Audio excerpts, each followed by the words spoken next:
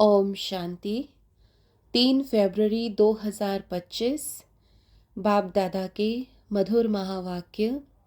मीठे बच्चे, आत्मा रूपी ज्योति में ज्ञान योग का घृत डालो तो ज्योत जगी रहेगी। ज्ञान और योग का कॉन्ट्रास्ट अच्छी रीति समझना है।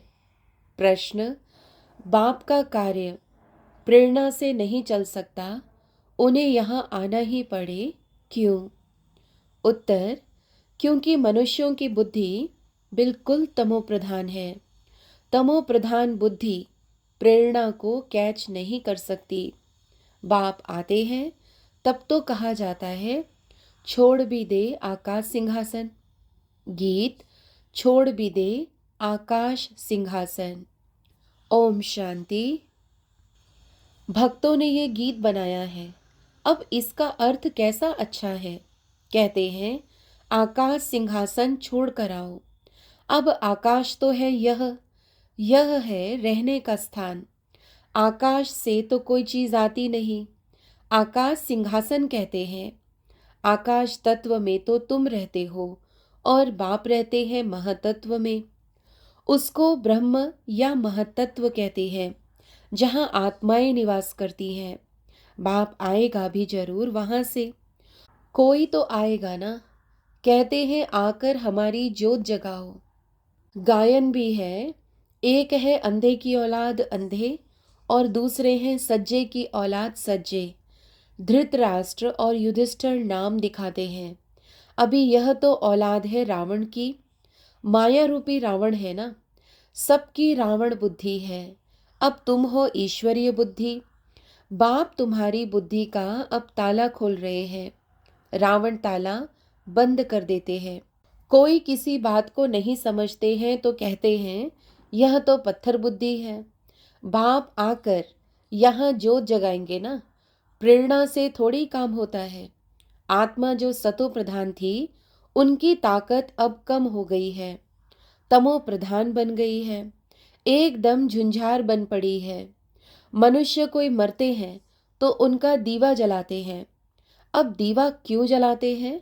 समझते हैं ज्योत बुझ जाने से अंधियारा ना हो जाए, इसीलिए ज्योत जगाते हैं। अब यहाँ की ज्योत जगाने से वहाँ कैसे रोशनी होगी? कुछ भी समझते नहीं। अभी तुम सेंसिबल बुद्धि बनते हो। बाप कहते हैं, मैं तुमको स्वच्छ बुद्धि बनाता हूँ, ज्ञान घृत डालता हूँ। है यह भी समझाने की बात, ज्ञान और योग दोनों अलग चीज है। योग को ज्ञान नहीं कहेंगे। कोई समझते हैं भगवान ने आकर यह भी ज्ञान दिया ना कि मुझे याद करो, परंतु इसे ज्ञान नहीं कहेंगे। यह तो बाप और बच्चे हैं। बच्चे जानते हैं कि यह हमारा बाबा है, इसमें ज्ञान की बात नहीं कहेंगे। ज्ञान तो विस्तार है, यह तो सिर्फ याद है। बाप कहते हैं, मुझे याद करो, बस। यह तो कॉमन बात है। इनको ज्ञान नहीं कहा जाता। बच्चे ने जन्म लिया सो तो जरूर बाप को याद करेगा ना।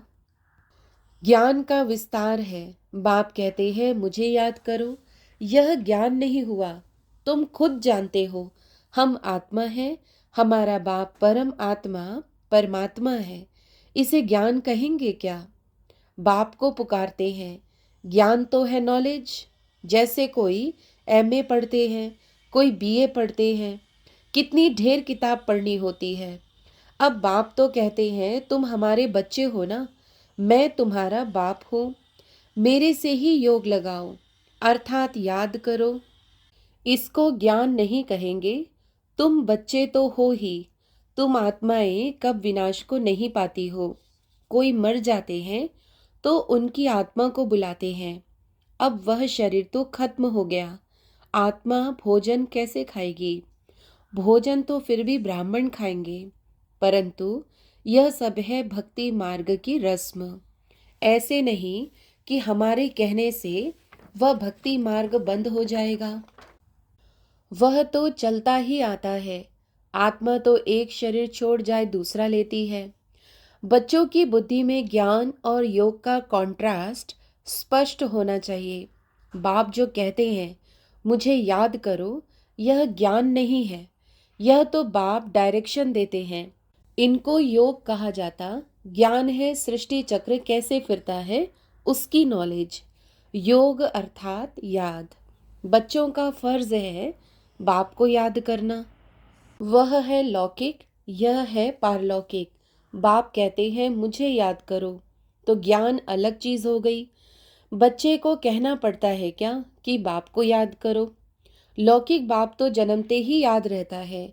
यहाँ बाप की याद दिलानी पड़ती है, इसमें मेहनत लगती है। अपने को आत्मा समझ बाप को याद करो, यह बहुत मेहनत का काम है। तब बाबा कहते हैं योग में ठहर नहीं सकते। बच्चे लिखते हैं बाबा याद भूल जाती है। ऐसे नहीं कहते कि ज्ञान भूल जाता है। ज्ञान तो बहुत सहज है, याद को ज्ञान नहीं कहा जाता। इसमें माया के तूफान बहुत आते हैं। भल ज्ञान में कोई बहुत तीखे हैं, मुरली बहुत अच्छी चलाते हैं, परंतु बाबा पूछते हैं याद का चार्ट निकालो, कितना समय याद करते हो। बाबा को याद का चार्ट यथार्थ रीति बनाकर दिखाओ। याद की ही मुख्य बात है। पतित ही पुकारते हैं कि आकर पावन बनाओ। मुख्य है पावन बनने की बात। इसमें ही माया के विघ्न पड़ते हैं। शिव भगवान उवाच याद में सब बहुत कच्चे हैं। अच्छे अच्छे बच्चे जो मुरली तो बहुत अच्छी चलाते हैं, परंतु याद में बिल्कुल कमजोर हैं। योग से ही विकर्म विनाश होते हैं। योग से ही कर्मेंद्रियां बिल्कुल शांत हो सकती हैं।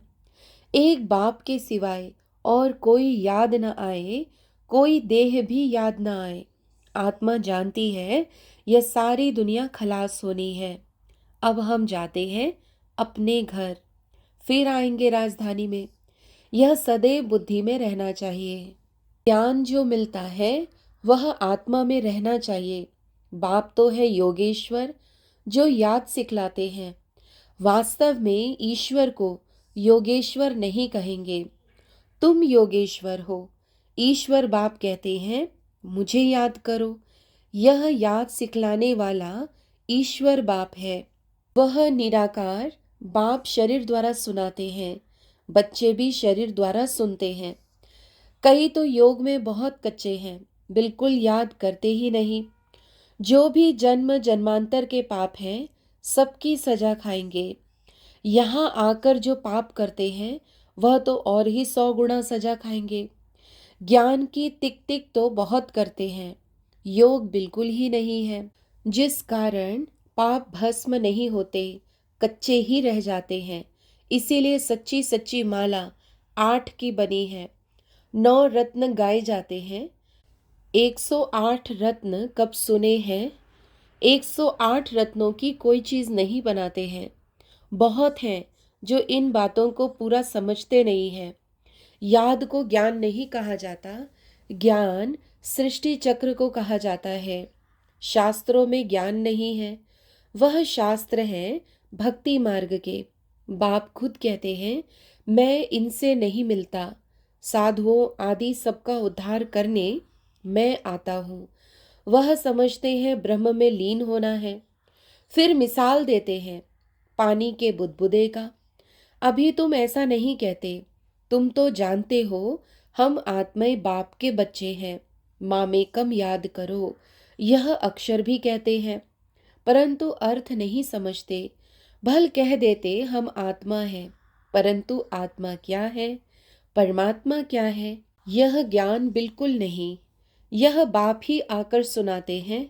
अभी तुम जानते हो हम आत्माओं का घर वह है, वहाँ सारा सिजरा है।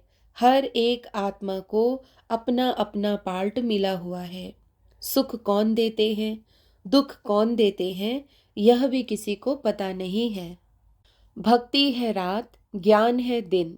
63 जन्म तुम धक्के खाते हो, फिर ज्ञान देता हूँ तो कितना समय लगता है? सेकंड। यह तो गाया हुआ है, सेकंड में जीवन मुक्ति। यह तुम्हारा बाप है ना, वही पतित पावन है। उनको याद करने से तुम पावन बन जाएंगे। सतयुग त्रेता द्वापर कलयुग यह चक्र है। नाम भी जानते हैं परंतु पत्थर बुद्धि ऐसे हैं, टाइम का किसी को पता नहीं है। समझते भी हैं घोर कलयुग है, अगर कलयुग अभी भी चलेगा तो और घोर अंधियारा हो जाएगा। इसीलिए गाया हुआ है, कुंभकर्ण की नींद में सोए हुए थे और विनाश हो गया। थोड़ा भी ज्ञान सुनते हैं तो प्रजा बन जाते हैं। कहाँ लक्ष्मी नारायण, कहाँ प्रजा। पढ़ाने वाला तो एक ही है, हर एक की अपनी अपनी तकदीर है। कोई तो स्कॉलरशिप ले लेते हैं, कोई फेल हो जाते हैं। राम को बाण की निशानी क्यों दी है? क्योंकि नापास हुआ। यह भी गीता पाठशाला है, कोई तो कुछ भी मार्क्स लेने लायक नहीं। मैं आत्मा बिंदी हूँ, बाप भी बिंदी है, ऐसे उनको याद करना है। जो इस बात को समझते भी नहीं है, वह क्या पद पाएंगे। याद में न रहने से बहुत घाटा पड़ जाता है। याद का बल बहुत कमाल करता है। कर्मेंद्रियां बिल्कुल शांत शीतल हो जाती हैं। ज्ञान से शांत नहीं होंगी, योग के बल से शांत होंगी। भारतवासी पुकारते हैं कि आकर हमको वह गीता का ज्ञान सुनाओ। अब कौन आएगा? श्री कृष्ण की आत्मा तो यहाँ है। कोई सिंहासन पर थोड़ी बैठते हैं, जिसको बुलाते हैं। अगर कोई कहे हम क्राइस्ट की आत्मा को याद करते हैं, अरे वह तो यहाँ ही है। उनको क्या पता कि क्राइस्ट की सोल यहाँ ही है, वापस जा नहीं सकती। लक्ष्मी नारायण पहले नंबर वालों को ही पूरे 84 जन्म लेने हैं, तो और फिर वापस जा कैसे सकते? वह सब हिसाब है ना। मनुष्य तो जो कुछ बोलते हैं सो झूठ। आधा कल्प है झूठ खंड, आधा कल्प है सचखंड। अभी तो हर एक को समझाना चाहिए, इस समय सब नरकवासी हैं, फिर स्वर्गवासी भी भारतवासी ही बनते हैं। मनुष्य कितने वेद शास्त्र उपनिषद आदि पढ़ते हैं, क्या इससे मुक्ति को पाएंगे? उतरना तो है ही। हर चीज सतो रजो तमो में जरूर आती है। न्यू वर्ल्ड किसको कहा जाता है, किसको भी यह ज्ञान नहीं है। यह तो बाप सम्मुख बैठ समझाते हैं। देवी देवता धर्म कब किसने स्थापन किया, भारतवासियों को कुछ भी पता नहीं है, तो बाप ने समझाया है। ज्ञान में भल कितने भी अच्छे हैं, परंतु योग में कई बच्चे नापास हैं। योग नहीं तो विकर्म विनाश नहीं होंगे, ऊंच पद नहीं पाएंगे। जो योग में मस्त हैं वही ऊंच पद पाएंगे। उनकी कर्मेंद्रियां बिल्कुल शीतल हो जाती हैं। देह सहित सब कुछ भूल देही अभिमानी बन जाते हैं। हम अशरीरी हैं, अब जाते हैं घर। उठते बैठते समझो, अब यह शरीर तो छोड़ना है। हमने पार्ट बजाया, अब जाते हैं घर। ज्ञान तो मिला है, जैसे बाप में ज्ञान है, उनको तो किसको याद नहीं करना है। याद तो तुम बच्चों को करना है। बाप को ज्ञान का सागर कहा जाता है, योग का सागर तो नहीं कहेंगे ना। चक्र का नॉलेज सुनाते हैं और अपना भी परिचय देते हैं। याद को ज्ञान नहीं कहा जाता। याद तो बच्चों को आपे ही आ जाती है। याद तो करना ही है, नहीं तो वर्षा कैसे मिलेगा। बाप है तो वर्षा जरूर मिलता है। बाकी है नॉलेज, हम 84 जन्म कैसे लेते हैं। तमो प्रधान से सतो प्रधान, सतो प्रधान से तमो प्रधान कैसे बनते हैं, यह बाप समझाते हैं। अब सतो प्रधान बनना है बाप की याद से। तुम रूहानी बच्चे रूहानी बाप के पास आए हो, उनको शरीर का आधार तो चाहिए ना। कहते हैं मैं बूढ़े तन में प्रवेश करता हूँ, है भी वानप्रस्थ अवस्था। अब बाप आते हैं तब सारे सृष्टि का कल्याण होता है। यह है भाग्यशाली रथ, इनसे कितनी सर्विस होती है। तो इस शरीर का भान छोड़ने के लिए याद चाहिए। इसमें ज्ञान की बात नहीं, जास्ती याद सिखलानी है। ज्ञान तो सहज है, छोटा बच्चा भी सुना दे, बाकी याद में ही मेहनत है। एक की याद रहे, इसको कहा जाता है अव्यभिचारी याद। किसके शरीर को याद करना, वह है व्यभिचारी याद। याद से सबको भूल अशरीरी बनना है। अच्छा, मीठे मीठे सिकी लधे बच्चों प्रति मात पिता बाप दादा का याद प्यार और गुड मॉर्निंग। रूहानी बाप की रूहानी बच्चों को नमस्ते। धारणा के लिए मुख्य सार। पहला, याद के बल से अपनी कर्मेंद्रियों को शीतल शांत बनाना है।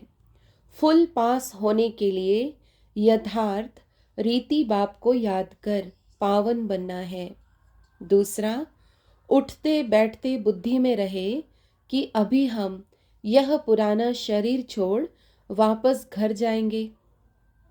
जैसे बाप में सब ज्ञान है, ऐसे मास्टर ज्ञान सागर बनना है। वरदान, कंबाइंड स्वरूप की स्मृति द्वारा श्रेष्ठ स्थिति की सीट पर सेट रहने वाले सदा संपन्न भव। संगम युग पर शिव शक्ति के कंबाइंड स्वरूप की स्मृति में रहने से हर असंभव कार्य संभव हो जाता है।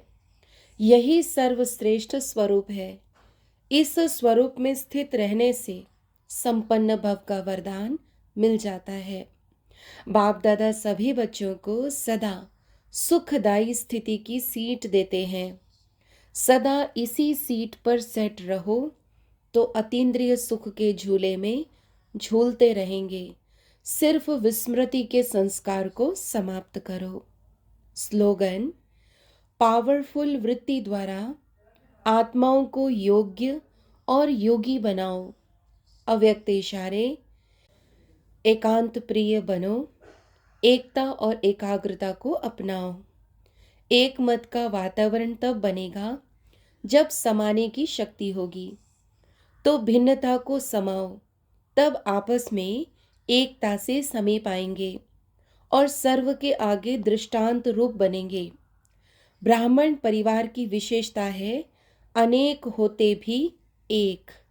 यह एकता का वाइब्रेशन सारे विश्व में एक धर्म एक राज्य की स्थापना करेगा। इसीलिए विशेष अटेंशन देकर भिन्नता को मिटाकर एकता लानी है। अच्छा, ओम शांति।